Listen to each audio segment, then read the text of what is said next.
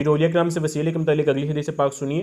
حضرت عبداللہ بن عمر سے مروی ہے کہ حضرت عمر بن خطاب نے قحط و ہلاکت کے سال میں حضرت عباس بن عبد المطلب رضی اللہ تعالیٰ عنہ کو وسیلہ بنایا اور اللہ تعالیٰ سے بارش کی دعا کی۔ پھر لوگوں سے خطبہ ارشاد فرمایا، اے لوگوں، حضور نبی کریم صلی اللہ علیہ وسلم حضرت عباس کو ویسا ہی سمجھتے تھے جیسے بیٹا اپنے باپ کو سمجھتا ہے، کیونکہ وہ ان کے چچا بھی تھے۔ تو آپ صلی اللہ علیہ وسلم ان کی تعظیم و توقیر کرتے اور ان کی قسموں کو پورا کرتے تھے۔ اے لوگو، تم بھی حضرت عباس کے بارے میں حضور نبی کریم صلی اللہ علیہ وسلم کی اقتداء کرو اور انہیں اللہ کی بارگاہ میں وسیلہ بناؤ تاکہ وہ تم پر بارش برسائے۔ وَاتَّخِذُوهُ وَسِيلَةً إِلَى اللَّهِ، ان کو وسیلہ بناؤ اللہ رب العزت کی بارگاہ میں۔ اس کا کیا مطلب ہوا؟ کیا معاذ اللہ حضرت عباس سے وسیلہ کیا گیا تو کیا بارش انہوں نے برسانی ہے؟ معاذ اللہ بارش تو اللہ تعالیٰ نے برسانی ہے، لیکن کیا کیا؟ ان کو وسیلہ بنایا۔ تو کوئی شرک ہو گیا؟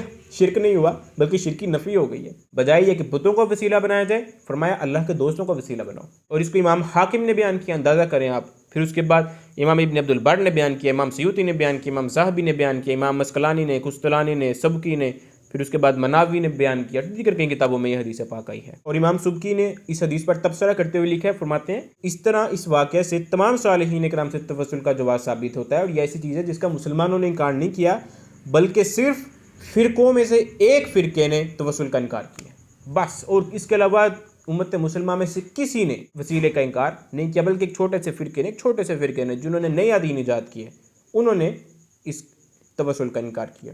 پھر میں نے ایک میم پڑھی سوشل میڈیا پہ، وہ لکھا ہوا تھا کہ قبر والے مجھے شفا دے، اور وہ قبر والا اٹھ کے کہہ رہا جی میں تو خود بیمار تھا اور مر گیا۔ معاذ اللہ اولیاء کرام کا مذاق اڑانے کی کوشش کی گئی کہ شاید یہ اولیاء کرام کے وسیلے سے شفا نہیں ملتی، تو یہ آقا علیہ السلام متفق علیہ حدیث پاک دیکھیں، متفق علیہ حدیث بخاری کی، مسلم کی، حضرت عائشہ رضی اللہ تعالیٰ عنہ سے مروی ہے کہ آقا علیہ السلام مریض کے لیے فرمایا کرتے تھے، اللہ رب العزت کے نام سے شفا طلب کر رہا ہوں، ہماری زمین کی مٹی اور بعض کے لعاب سے اللہ تعالیٰ کے حکم سے ہمارے مریض کو شفا ملتی ہے۔ یعنی کہ مریض کو شفا مل رہی ہے زمین کی مٹی سے، اور آقا علیہ السلام اور بعض لوگوں کے لعاب دہن سے شفا مل رہی ہے، زمین کی مٹی سے شفا مل رہی ہے، تو اولیاء اللہ کی دعا سے شفا نہیں ملتی۔ یعنی کہ بس ایک کنسیپٹ ہے کہ بھائی کچھ نہیں پڑھنا اور کہہ دو جی ہمیں نہیں ملتا، کہاں سے ملے؟ جب پڑھنا ہی کچھ نہیں تو ملنا کہاں سے؟ پڑھے تو مل بھی جائے گا ہر چیز۔ اسی طرح قرآن پاک میں اللہ تعالیٰ نے فرمایا شہد میں شفا ہے، زیتون کے تیل میں شفا ہے، پھر آقا علیہ السلام نے فرمایا جو ہے کھجور میں شفا ہے۔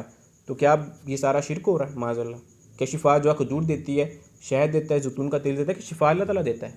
تو پھر کیوں کھاتے ہیں زیتون اور شہد کا تیل اور اس اجوا کھجور شفا کی نیت سے؟ بھئی شفا اللہ نہیں دینی ہے، یہ سب وسیلہ ہیں۔ نیک اعمال اور اولیاء کرام وسیلہ ہوتے ہیں، اللہ رب العزت کے محبوب بندے ہوتے ہیں، اللہ رب العزت ان کی جلدی سن لیتا ہے، ان کے وسیلے سے جلدی عطا فرما دیتا ہے۔ شفا اللہ نہیں دینی ہے، اولیاء کرام نے خود نہیں پروڈیوس کرنا ہوتا کچھ بھی، انہوں نے بھی اللہ رب العزت سے دعا کرنی ہے، اے اللہ اس بندے کو اب شفا عطا فرما، اے اللہ اس بندے کو فلاں چیز عطا فرما جو یہ دعا کر رہا ہے۔ تو اللہ تعالیٰ کے محبوب بندے ہوتے ہیں، اللہ تعالیٰ ان کی جلدی سن لیتا ہے۔ ہماری بعض اوقات نہیں بھی سنی جاتی، بینڈنگ کر دی جاتی ہے، بعد میں دیا جائے گا۔